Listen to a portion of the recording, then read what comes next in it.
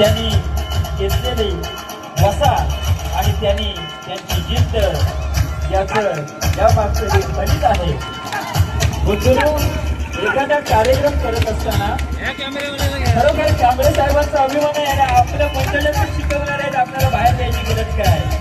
जरा कांबळेसाठी जोरदार टाळ्या होत्या. कांबळेसाठी टाळ्या होत्या. अरे आपल्या मंडळातच आपला माणूस शिकवणार आहे, ते बाहेर द्यायची गरज काय आपल्याला.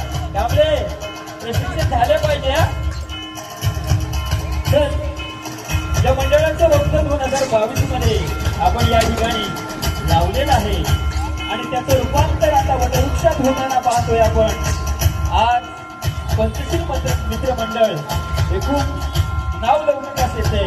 प्रत्येक ठिकाणी आपल्याला आग्रहाचं निमंत्रण असतं आणि आपण देखील बऱ्याचशा कार्यक्रमामध्ये त्या आग्रहाचा मान ठेवून आपण त्या लोकांपर्यंत पोहोचत असतो, त्या कार्यक्रमात पोहोचत असतो आणि ते देखील आपल्या निमंत्रणाचा मान ठेवून आपल्या इथपर्यंत पोहोचत असतात.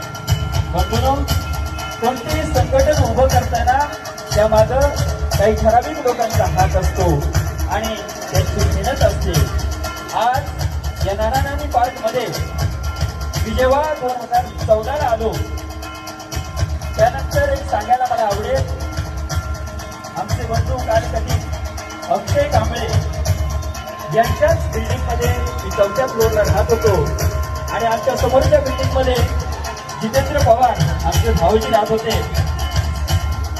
आणि अशा लोकांनी एक मनात संकल्प केला की आपण